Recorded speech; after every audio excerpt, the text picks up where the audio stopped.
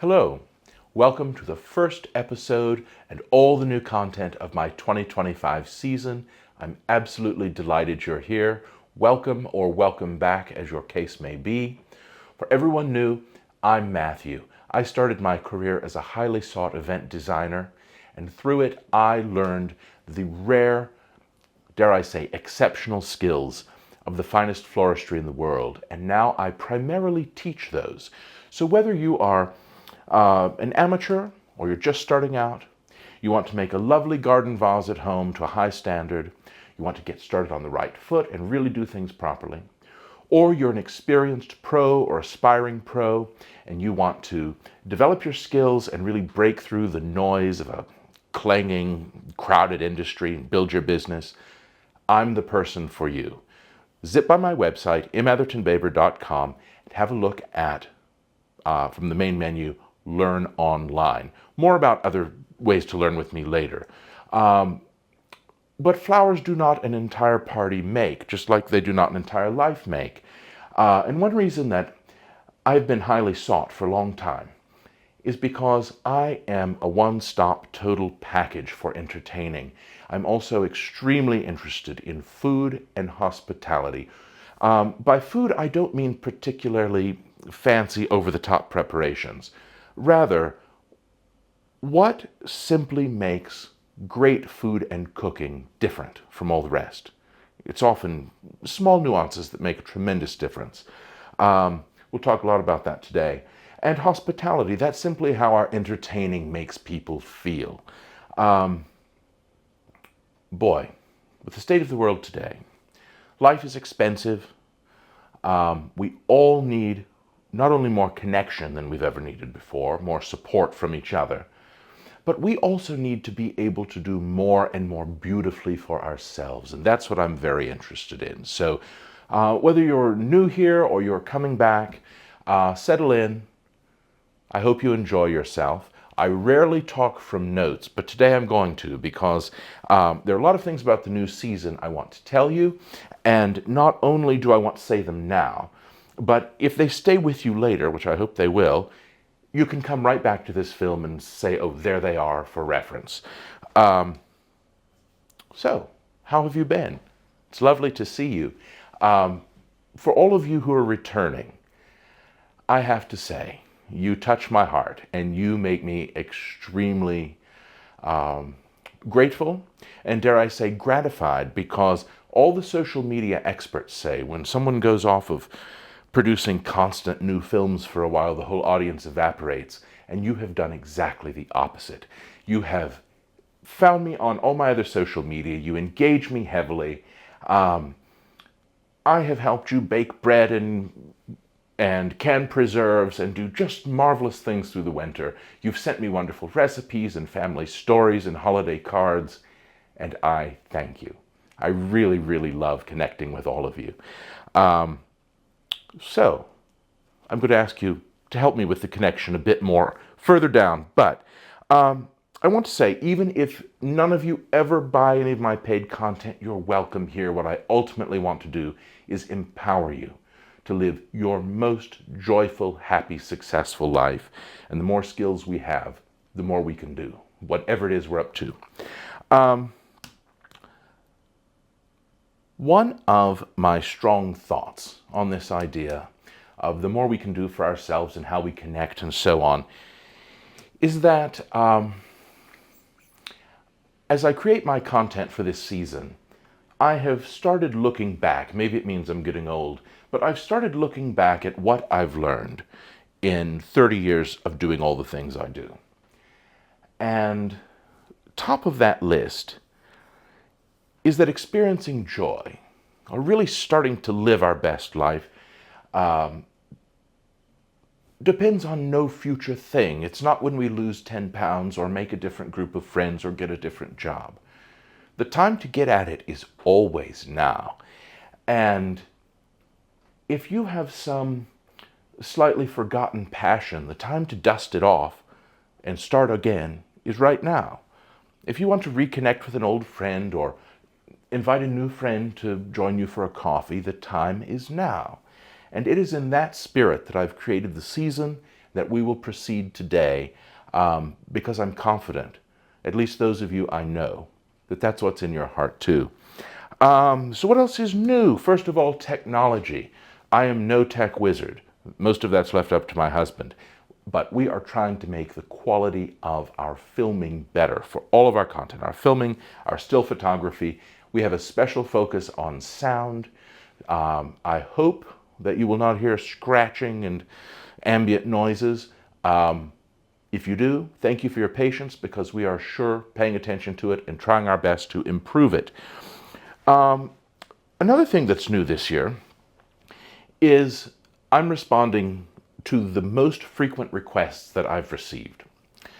That is more long-form content, more stories from both my personal and professional life, and more about my interests and passions and what my life is like beyond these films that I make for you.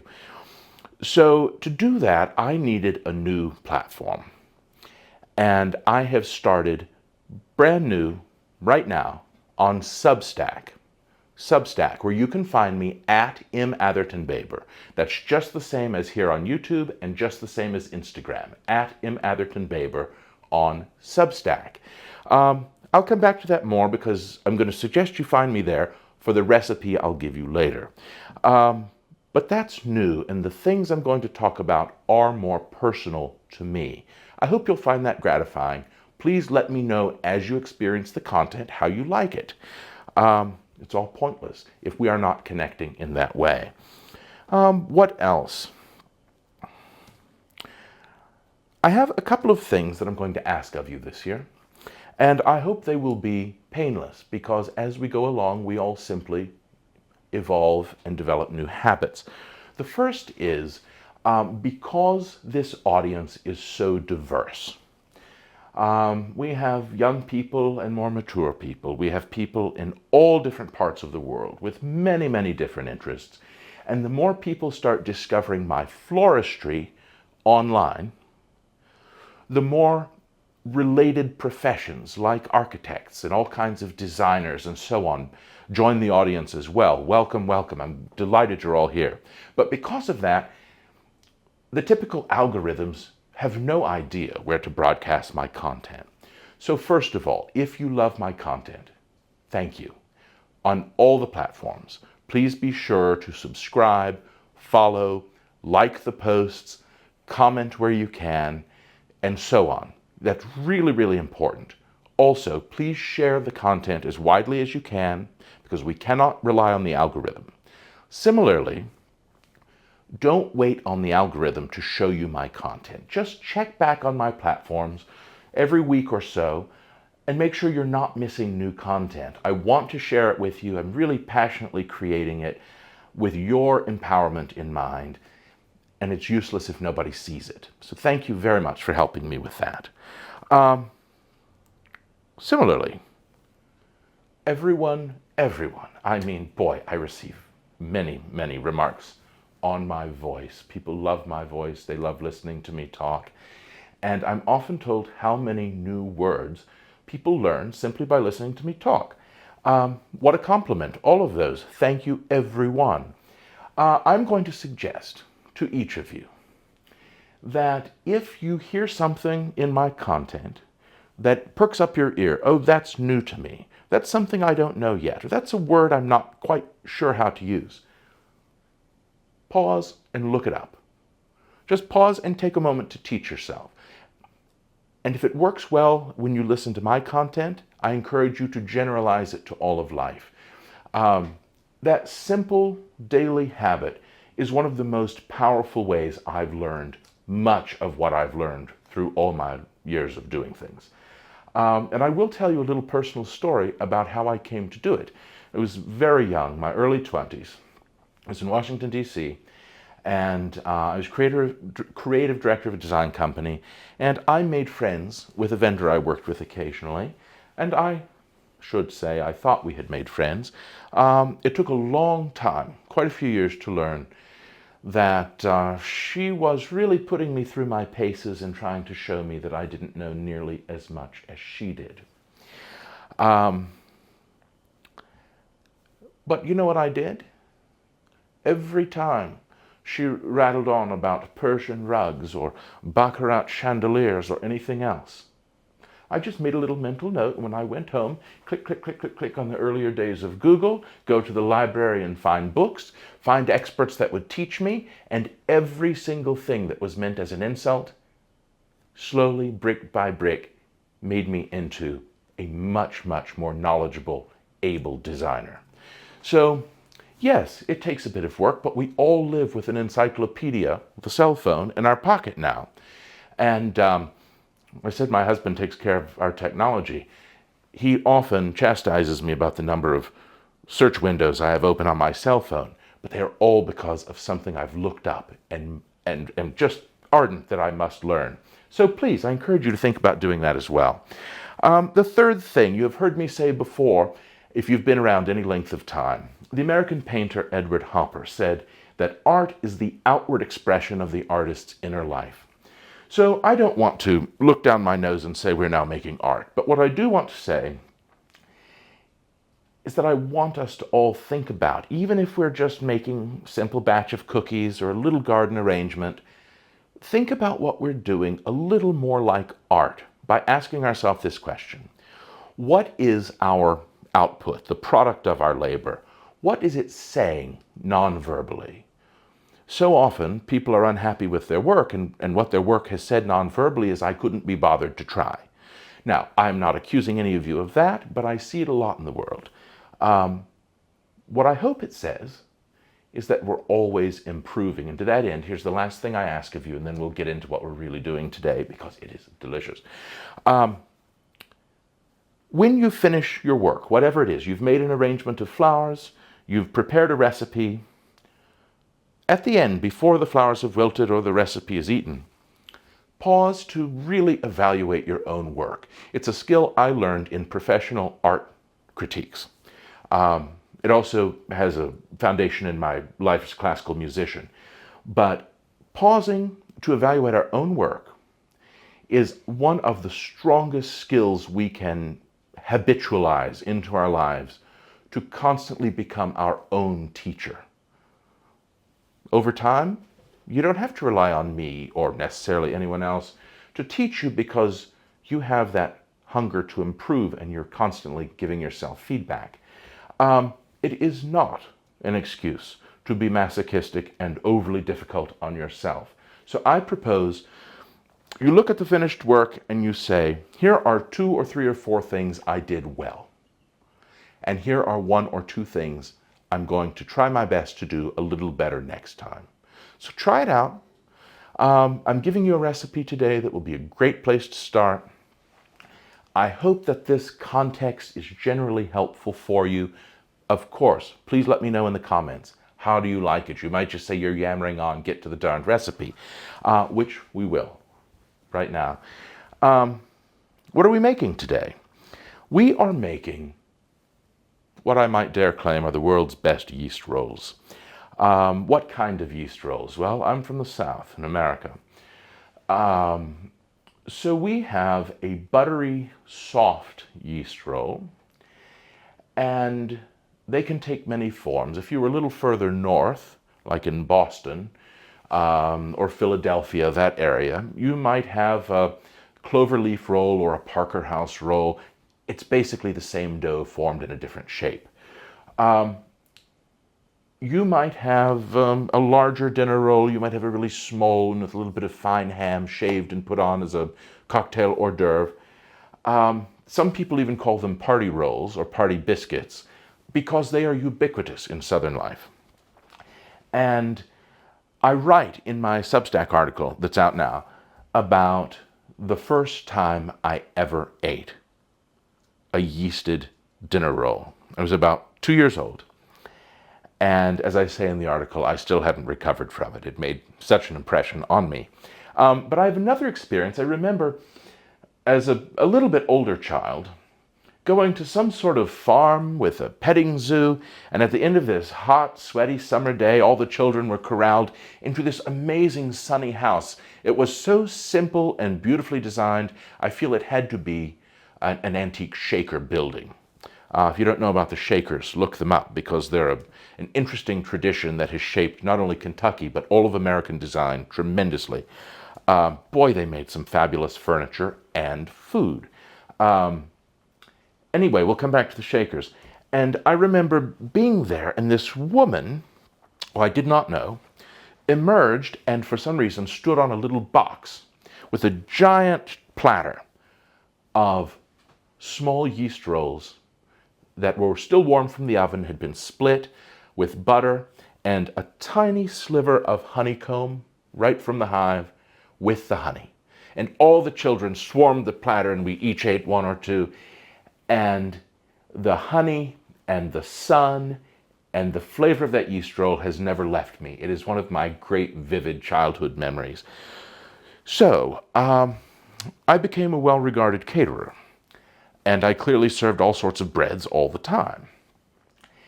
And probably 20 years ago, I thought there has to be a better way. It's often said that the quality of bread represents the quality of a restaurant overall. I would say the same is true of a home cook. And that's not to say everyone has to bake their own all the time. But if you serve good bread, whether it's bought or homemade, that says a lot about the seriousness of your entertaining. And similarly, when a restaurant, maybe that was once great, starts declining, almost invariably, the bread is what starts to suffer first. So anyway, I was catering, and I kept thinking the bread I was buying from extremely good artisanal bakers just wasn't that magical southern yeast roll I had growing up, and there were occasions where that's what I needed for my menus. So I went back to my great-grandmother, my maternal great-grandmother's handwritten index card recipe, and I started developing this present version. It has a lot of conveniences, including not only being able to be made ahead, but being better when it's made ahead. It does not have any weird ingredients that would be hard to get. You can do it with very little special equipment. The only thing I suggest that some people might not have is a stand mixer. We'll talk about that as we get there. And I have evolved it over the years to realize it must be made with bread flour. That's a higher protein flour, maybe 12.5 approaching 13%. I use the brand King Arthur bread flour. More of that in a moment. And the last evolution that really made this the most exquisite yeast roll I have had came from my husband. We were in Birmingham, Alabama, and we went to an extremely old-fashioned professional bakery called Savage's. And I knew it from when I had lived in Birmingham years earlier. And we were eating their yeast rolls, and we couldn't quite figure out this special quality they had. And I don't know, a couple of weeks or months after that trip, he said to me, I think what they have is something like potatoes. And we started talking about the tradition of Amish potato bread, Amish potato rolls, and I started digging into the history of that tradition and found that the Shakers, in fact, not only used potatoes, but they used all sorts of mashed starchy produce from the garden, squash and anyway, dig into Shaker history and you'll find all sorts of examples of vegetable mash, starchy vegetable mash used to augment the bread. So we started developing the recipe a bit further and have arrived at exactly what I'm going to give you today. So I'm going to cut the film because we have to think about length of filming so we don't run out of memory. And I will be right back. We'll get going. See you then. Welcome back. I hope you're ready to cook because these yeast rolls, dinner rolls, call them what you like, are fabulous. In fact, I really feel that a holiday is not a holiday if I don't make them. And being right here in the spring season, whether you're having a garden party, cocktail party, Easter lunch or dinner, whatever you're doing, I hope you'll find them extremely helpful. Even put it in the comments. I would really love to know how you're using this bit of advice. So there are only really a couple of things to know before we get started. First of all, The technique that is pivotal is the measurement of the flour. And there's no trick to it at all. It's just being sure we are consistent and using the best practice for how it's measured. I'll show you in a moment. The other thing is, I mentioned that these are not only possible to be made ahead, but better made ahead. So if you wanted to serve them on Saturday, go back 2 overnights and you would start making them on Thursday. So how does that work? You're going to make the dough, just like I'm about to show you, on Thursday. Then you immediately put it into an oiled bowl, oiled sealable container, whatever you like, chill it in your refrigerator at least 1 overnight. You can, alternately, keep it in your refrigerator chilled at least 4 or 5 days, maybe up to a week. You might have to push it down every few days to deflate it a bit. But it never lasts that long in my house, and probably wouldn't in yours either, because it's delicious. One batch of dough makes what I tend to bake as 2 bunches of 20 rolls each, 21-ounce rolls. And the first day you make the dough, you chill it overnight. The second day you form the rolls. You let them rise, you bake them, you cool them, and then you put them in a sealable, I always use like a heavy zip top bag. You can seal them however you like, and storing them, the moist roll, in a slightly humid environment, just with their own moisture in the bag, unbelievably improves the texture in that 1 extra day. So you would make your dough on day 1, chill the dough overnight, make, bake, and cool your rolls the next day.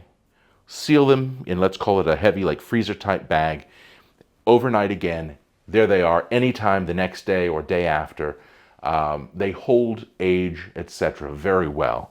And if you wanted to make your dough on Monday and not bake them until Wednesday or Thursday, adapt what I've told you. I've given you what you basically need to know. So let's talk about measuring the flour, because that is vital. You know, you very often make recipes without thinking. There's such a habit. And then when you start developing them to publish, you have to think how other people might make them in their own kitchens.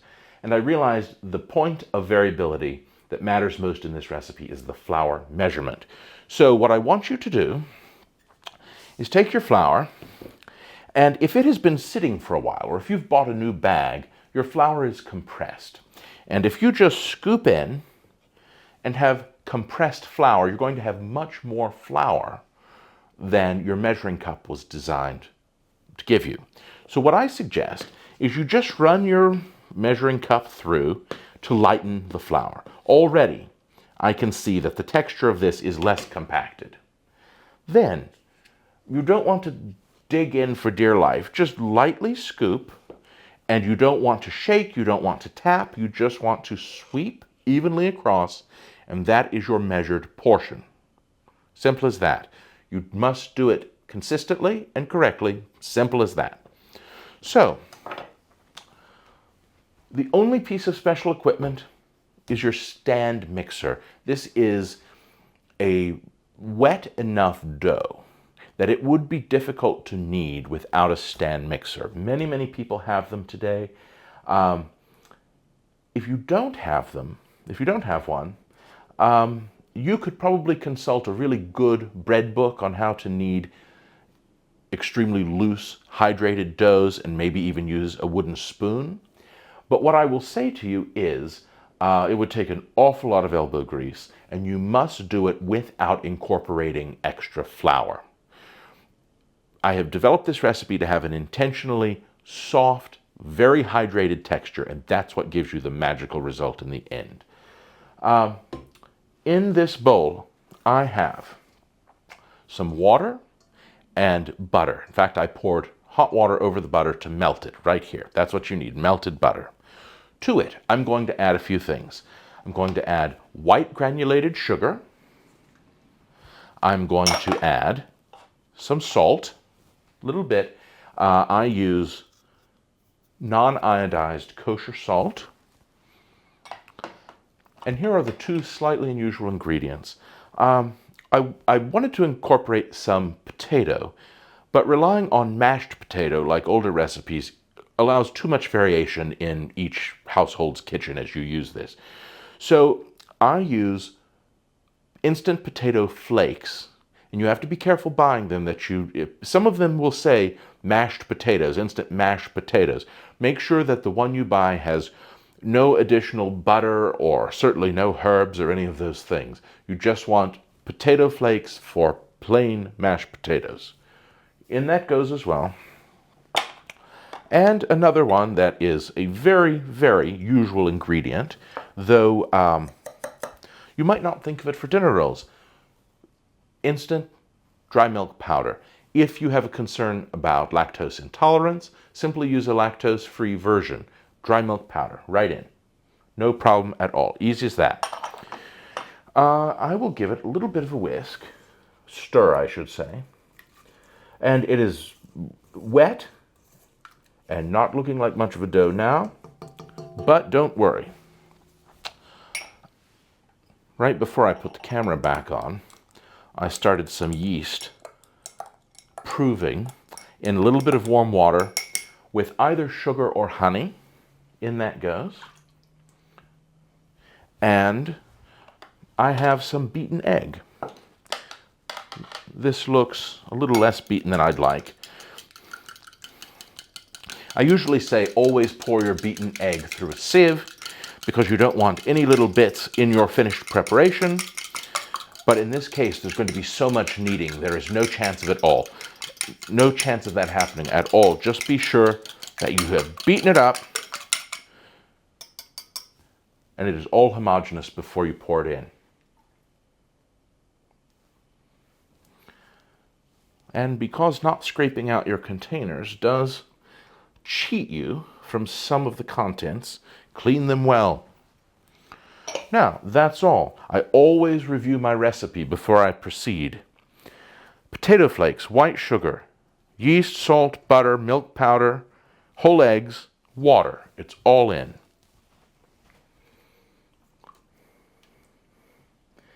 Give it another stir. And the only other thing you do is pour in your bread flour. How much simpler could it be? Try to pour this in so it doesn't come out everywhere. Now, I put on the bread hook, and I don't see any use in putting on a paddle attachment, certainly not a whisk. The bread hook does a perfectly good job of incorporating the ingredients, and as soon as they're incorporated, we'll proceed to kneading, and I do have some instruction. I hope this machine is not too loud for the camera, but we're going to try it, because I'm just incorporating. Start slowly.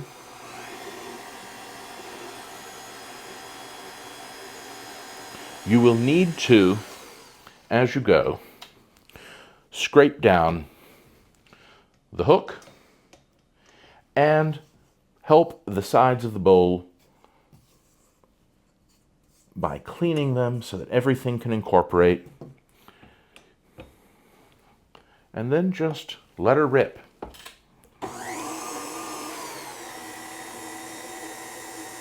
We're not going on high speed yet. We're certainly not kneading yet. We're just incorporating all the ingredients. Now, I'm going to take this off and show you what we have, because you're going to be shocked. I want you to see how soft this is. See that? It's really almost a batter. But this is exactly what you want. Try not to drop it on the table. See how loose that is? That is correct. There's nothing wrong. So, back on the machine. And now we are going to knead, and I'm going to do it off camera. I did drop a little. I'm going to do it off camera because it's going to be very loud. So let me just tell you what I'm going to do, and then I'll come back and show you the result.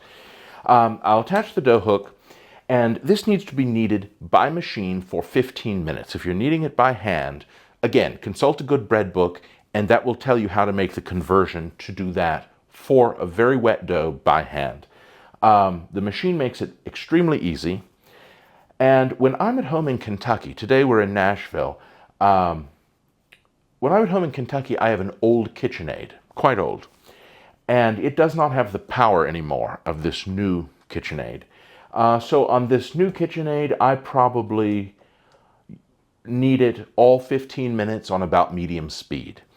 In Kentucky, on my older machine, I need it on 4 or 5, which is medium, for 5 minutes, medium high for the next 5 minutes, and maybe 9 or 10 on a scale of 10, just at the brink of really high for the last 5 minutes. You are looking for it to slightly cohese around the dough hook.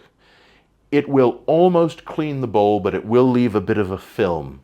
This is a very enriched dough. It's got a 1/4 pound of butter and 2 eggs to 3½ cups of flour. So it's a rich dough, and it will leave a bit of a residue of that fat and protein around the mixer bowl. But it will be smooth as I never had any kind of yeast roll made in my childhood where someone in my family didn't say that it should look as smooth as a baby's bottom. So that's what you're looking for. I'll turn off the camera, I'll run the machine, and I will show you what you've got then. See you soon.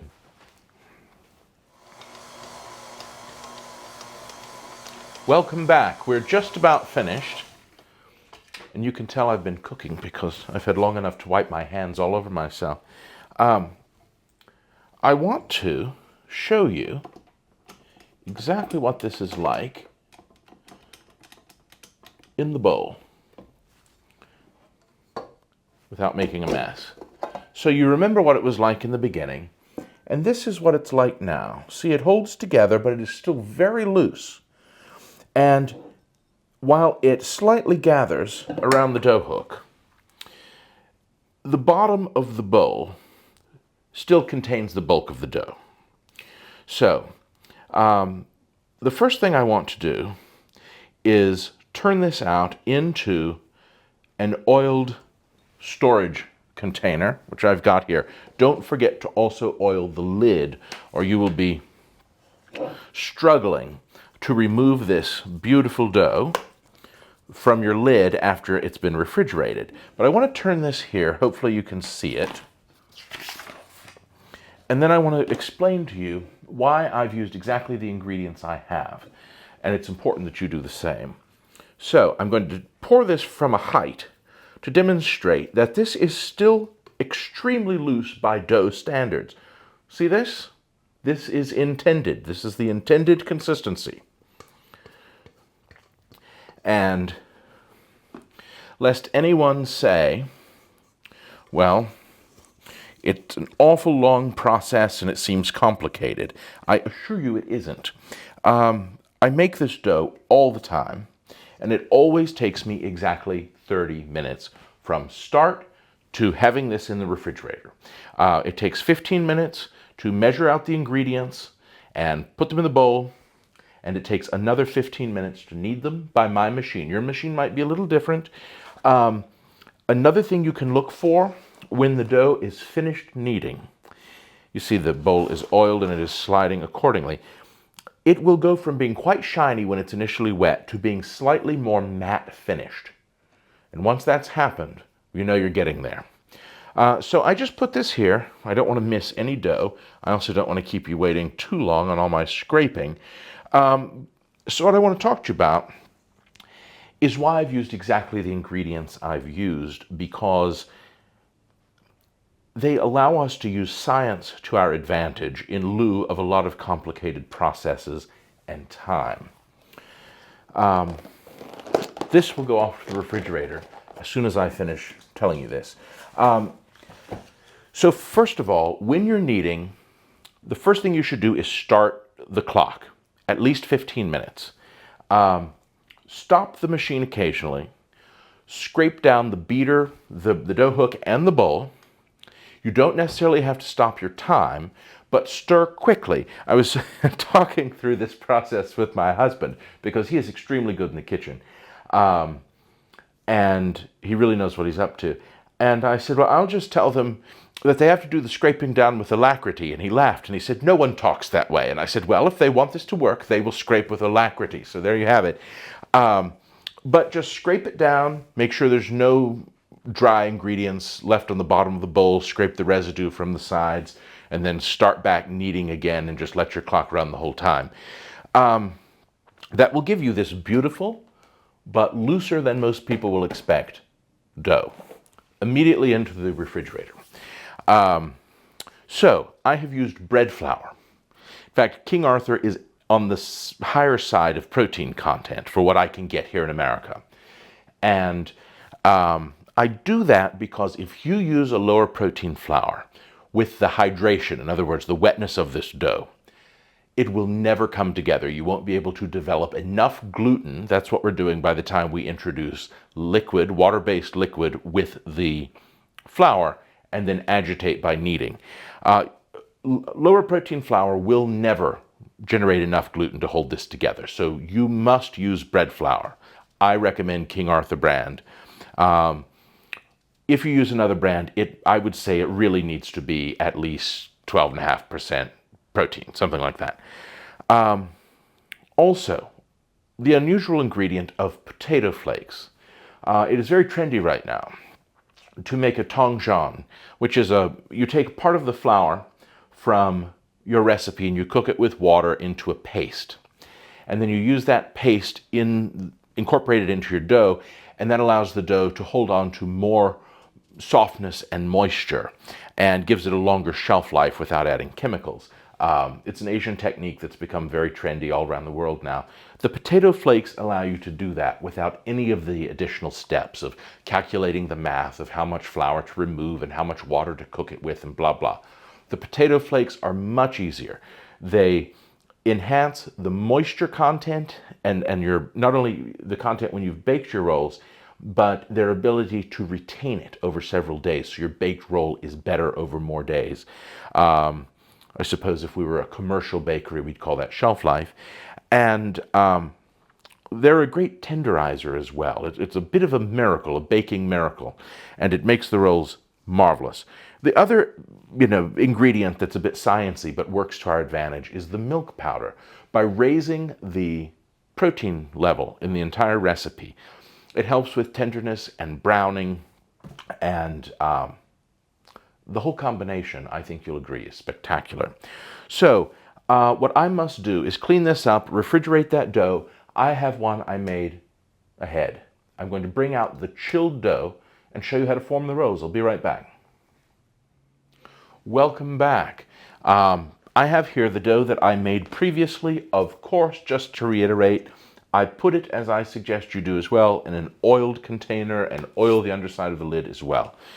As I said, have been making this for years, and I can tell you it always makes 42 or 42.5 ounces of dough, finished uncooked dough at this point. So what I tend to do, and what I suggest you do, is divide this in half. I find a digital scale extremely helpful. It is the professional wanting consistency in me.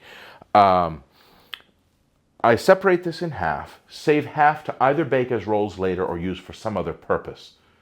You might see something about that from me in other content coming soon, so stay tuned. But today what I will show you, first of all, look at this. You never thought this would be, I might need a touch of flour on my finger, but you never thought this would be a dough you could work with.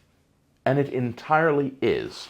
As we proceed, I'm also going to put the rolls, as I make them, into a 9-inch cake pan, which I have buttered, and I have lined with this odd little thing. It's not what I normally do. This is a non-stick liner for a 9-inch air fryer, and the only reason I have it is because these little liners were on sale at the grocery store, and I thought it was a shame to not make them useful because they fit a 9-inch pan. But you can just as easily cut a round parchment, butter it, put it in a buttered pan, and it just simply is your insurance to make sure that the rolls turn out easily after you bake them. A 1-ounce roll, how have I arrived at that size? It is the perfect size for everything. It's the perfect size for a 2-bite cocktail sandwich, like for ham biscuits or chicken salad on a yeast roll, crab salad on a yeast roll, any of those things that we have in the South. It is also the perfect size for a dinner roll. It's the perfect size for breakfast, and for people that want to eat quite a few of them, as I may have been guilty of doing myself. A 1 ounce size doesn't make you feel like you are too much of a glutton at the dinner table to say, oh, well, I think I will have 2 or 3. So here we go. I have simply oiled this to protect my scale. I want about 21 ounces. Don't forget to tare. That means zero out the weight of any container you put there. And I'm just going to cut some of this, making sure not to go into my plastic container. And look at that. See how it works? You can handle it, no problem. It would help if I was on ounces.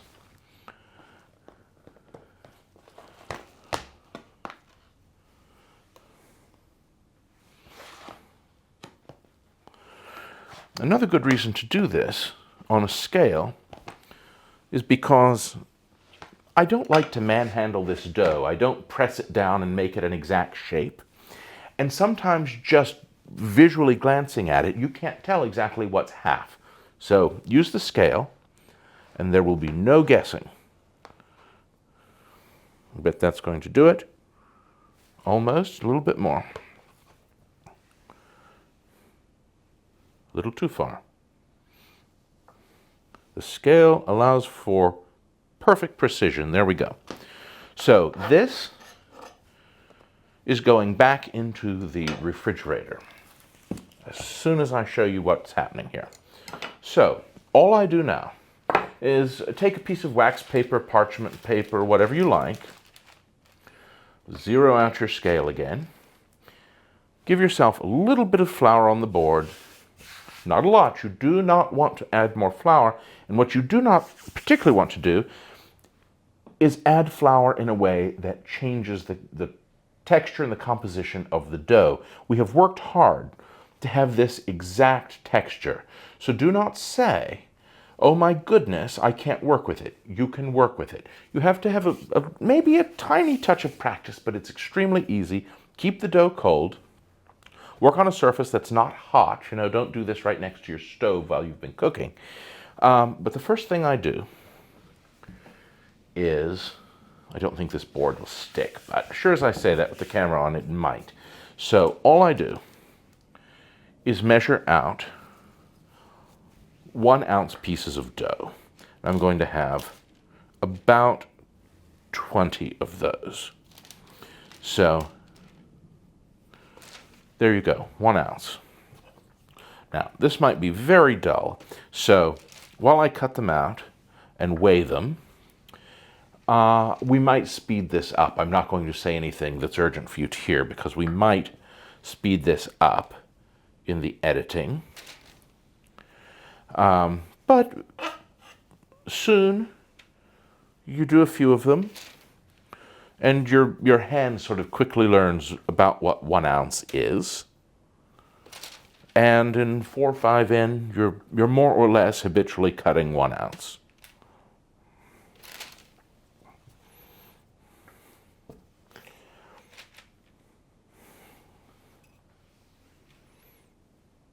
Perfect.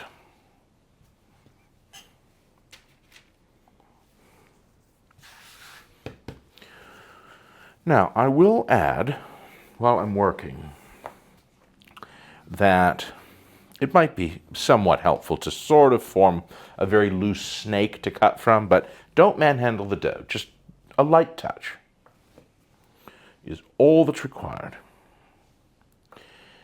Because you are portioning your dough consistently, it will bake evenly, and you will be more successful. I used to think it was a horrible burden to do this, to weigh out portions. And then I learned that the benefits far outweigh the slight challenge of just keeping yourself a kitchen scale and maybe a couple of spare batteries in case they run down. And as you see here, if it sticks slightly to your surface, just scrape it off with a sharp knife, because it is an extremely easy to work with dough. Extremely. See, look at that. Sticking just slightly. I need a touch of flour. Off it comes. Don't panic.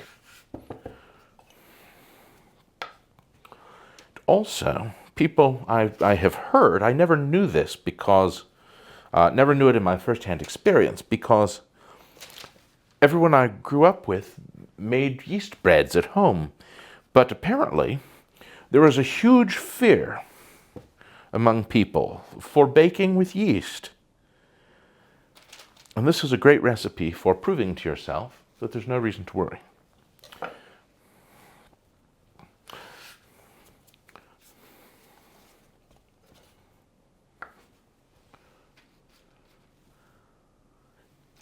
And everyone that receives these as your guest, or maybe you've taken them to someone as a gift, is extraordinarily impressed that you baked yeast rolls yourself. There's apparently a incredible lore around yeast bread. Everyone knows how wonderful it is, and yet people are afraid to dive in and give it a try. So I hope you'll give it a try with this recipe.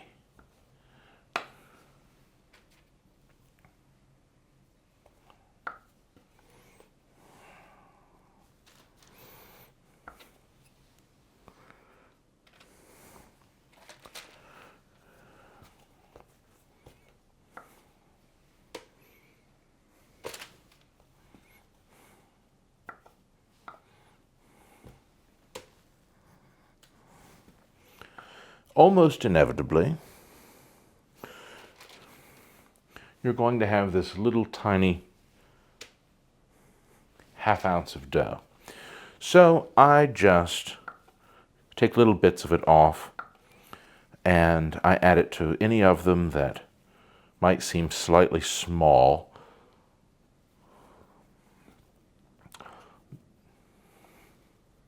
It all works out beautifully in the end.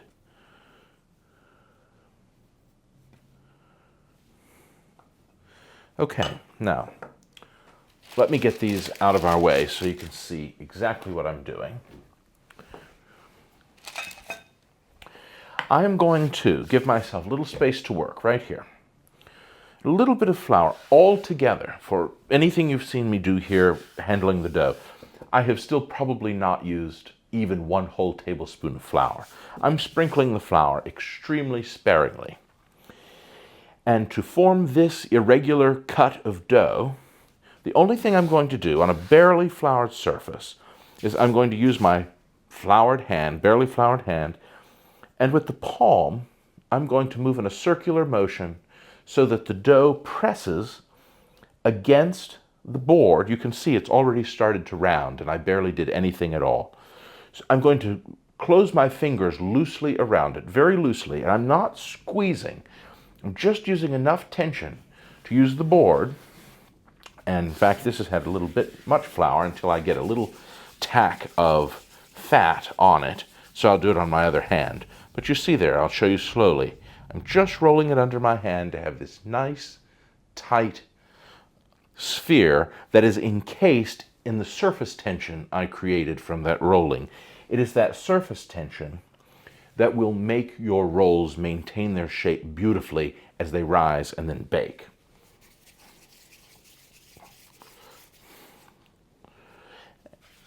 There we go.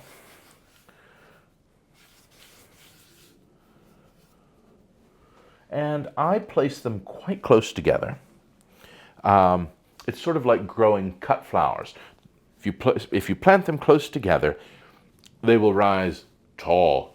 Nice, tall, and straight. And that's what you want. If you leave room around them, they will spread in whatever room is available. And the more consistent they are, the more consistently they bake, and also the more professional your result.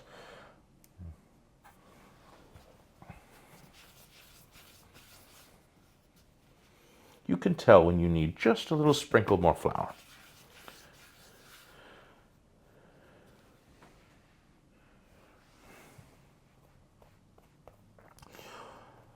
I'm working here on this wooden board, but in Kentucky, I have a slabstone, polished, smooth slabstone countertop. And it does require a little bit of flour, but because this dough is chilled and the fat has solidified, I never have any problem at all with the dough sticking to the countertop.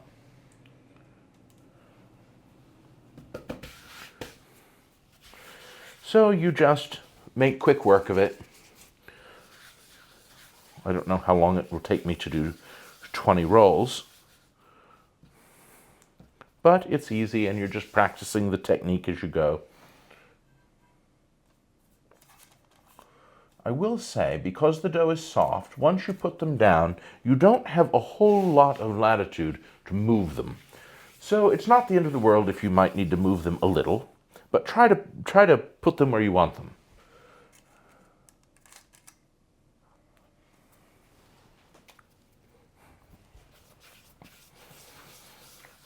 And it does make me wonder, if you grew up in the American South, or even in other parts of this country, you might tell me in the comments your relationship, particularly your original growing up relationship with yeast rolls, yeast bread, and so on. If you grew up in the American South, I imagine your experience of them is much like mine. If you did not grow up in the American South, I'm quite interested to know. Other parts of the world, I'm very interested to know that too.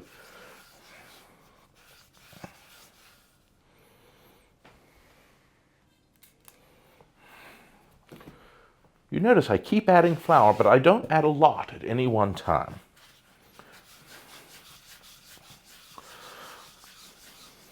When I was catering on a really large scale, which I do not do any longer, we had what seemed like impossibly long tables, stainless steel tables down the length of a commercial kitchen. And I don't even know, sometimes we might have had 50 people all lined up down both sides of the table, absolutely elbow to elbow, doing this kind of work for a really, really big job. I was writing an article recently about a job I had done years ago, and the question was asked if I could give specific numbers to quantify, you know, for a really big party of many hundreds or maybe even a few thousand people. How many dinner plates is that? How many crystal drinking glasses? How much flatware? And I started calculating and looking back in my records, and I saw one party, one huge party, by no means my biggest ever, but one huge party for which the kitchen produced 16,000 individual hors d'oeuvres. So how's that for scale? When I say the tables were lined up and the handwork never stopped, I mean it never stopped.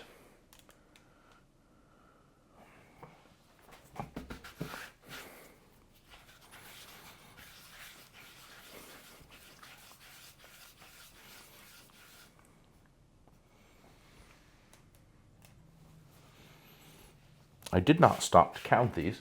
2, 4, 6, 8, 10, 12, 14, 15, 16, 17, 18, 19. So I was slightly generous on my portion. But no problem. The only person I'm making for is myself and my husband tonight. So after you have these portioned, they must rise. Put them in a warm-ish place. You don't want it hot. I've known people that said, oh, I rise my bread on top of the furnace or something in the middle of winter when it's running all the time. That's probably too hot for these. You just want a very gentle heat that's a little bit warmer than room temperature. You know, maybe something like in the mid to upper 70s, maybe low 80s, but you don't want hot, hot, hot. I tend to put them on the countertop by the stove when I have not been necessarily cooking in the stove, but maybe using the oven. And my husband would cover it with plastic wrap, but I just put a clean kitchen cloth, dry, clean kitchen cloth over, and it works out fine every time, all is well. Now, after I told you not to move them around, I can't quite fit them all in, so I've got to move them slightly.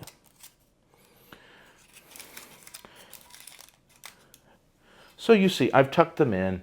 I could make a bit of a nicer pattern, but this is perfectly fine. Cover them, leave them in the warmish place for about an hour or a little more. You will know that they are finished rising when you press them and the indentation does not immediately spring back. This recipe is so forgiving, though, that I often bake them without testing it. I let it go an hour, hour and 15 minutes. If the room's a little hot, maybe I stick closer to an hour. If the room's a little cold, maybe a little over an hour. Halfway through that hour, I preheat the oven to 350 degrees with a rack positioned in just about the dead middle. And then I take the towel off. I brush these with egg wash, and I just use this sort of brush, you know, kitchen pastry brush. The egg wash I use is simply one good, preferably farm egg, but whatever egg you've got, and beat the dickens out of it. I mean, maybe 100 strokes or more with a hand whisk. Maybe a splash of water in it to make it easier to paint on. And then I just brush lightly over each of them. Resist the urge to douse them, because if the egg runs over and accumulates around the feet of the rolls, you will have scrambled eggs around your rolls, and that is not delicious. But give it all one thin coat, and if you think they need some more, as soon as you've finished one side of the pan, go back to the beginning and give them a second thin pass. But then egg wash, straight into the oven, 350 degrees Fahrenheit. I cannot tell you exactly how long your oven will take, but call it 20 minutes, give or take. The special thing to think about is when you take these out of the oven. So I'm going to proceed, bake these, and when I show you the baked rolls, I'll fill you in with the rest of the details. Hello, hello, and I'm sorry you are not here to smell these fabulous rolls. It really takes me back, remembrance of things past. It is a smell I've known all my life, and I hope it's one that's nostalgic for you as well. If you make these, you will know exactly the smell I mean. Before I taste one and tell you all about it, let me try to think through the things that you might ask about. If you wanted to abbreviate the preparation process, what might you do? Whatever you do, do not skip the overnight chilling after the original mixing.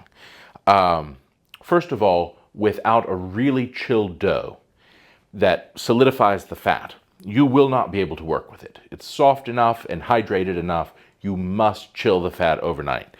The next day, could you bake them and eat them directly? Yes, you could, and they're delicious. But they're even more delicious if you seal them and mature them one extra day. The maturing, particularly in the chill, in the first overnight, really develops the fermented yeast flavor. And interestingly, that second day, the day after they're baked, when you are essentially holding them till at least one next day, but you can hold it for two, they're just as good. It softens them without losing that glutinous texture, the pull that makes yeast wonderful, yeast breads wonderful. You may bake these rolls, cool them completely, wrap them well, and freeze them. How long? Well, I don't know exactly how you'll wrap them, and I don't know your freezer conditions. I would think certainly 3 months is absolutely fine. And if someone pops by for dinner unexpectedly, you're armed and ready. If you have a new neighbor, take them out, thaw them, just wrapped on your countertop, and then unwrap them the next day once they're thawed, and you can take them off and give them as a lovely gift. Whether you give them and someone else is reheating them or you want to reheat them, you could do it in the microwave, though I much prefer to just put them either on a rack or you might put them on a baking tray in a relatively low oven. My family has one tradition, if we have any, and that is sitting down to a fabulous big holiday meal and forgetting the bread. And by by the time everyone's had the salad, there's bread on fire in the oven. So don't do that. It is worth having a dedicated bread watcher in the household who does not leave the oven until the bread is taken out. But, warm it at something like 250, 300 degrees, 325 if your house is really cold maybe. And when you can tell by touching the underside when they're all the way warm. And for a meal, you want them warm maybe, but you don't want them flaming hot. For additional suggestions on how to serve them, check out my film on bread service, right here on YouTube. For the full recipe and all the measurements, for those of you who already know me, you used to go to my website blog. All of that is now posted to Substack at @imathertonbaber. So for this new recipe, go to Substack at @imathertonbaber. There you will also find more of my long-form content and all the things we've already discussed. Please try this for yourself. I'm about to taste it and tell you what it's like, and I have to confess I feel it's going to be slightly indecent because I'm going to enjoy it so much. So I better sign off now, and then I'll give you the report, so the camera can be cut off if necessary. But you will see, look at this beautiful, I hope you can see that, beautiful texture. Look at that. It's absolutely delicious. These little flaky, almost layers, are absolutely divine. They are just soft and light, and yet they still have a surprising structure that you might at first find slightly unbelievable for that wet goo we started with. But that's the miracle of baking. A little bit of science goes a long way. Now, these are plenty enriched. They don't really need butter, but I love butter. And if you were at my table or around anyone in my family, you would have butter.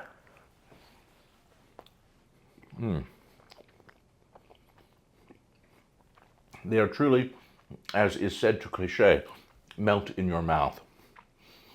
They have a robust but balanced yeast flavor, slight sweetness from the sugar, incredible moisture from the potato flakes. And any that are left, make yourself a sandwich for lunch the next day and you'll be very happy indeed. Excuse me to my rolls. Thank you for joining me. I will say one thing before I sign off. A century ago, Simone Weil, the French philosopher, said that attention is the rarest and purest form of generosity. I think that's true now more than ever. You honor me by watching, and I sure thank you. See you soon. You know me, I'm always back with one more thing. I just have to show you this beautiful texture. Look at that. And when you break into them, they have just the right structure. Look at that. If that doesn't speak for itself, there's nothing more I can say. Enjoy.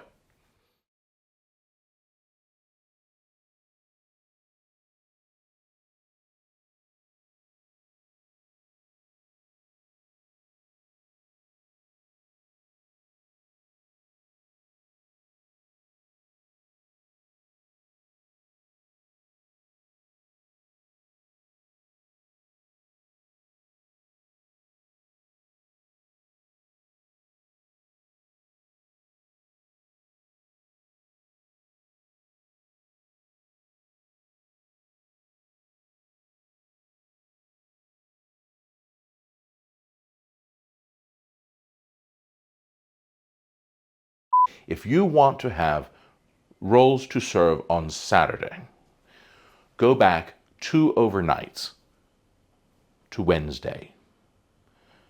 Have I done that properly? Oh, stop. I've lost my days.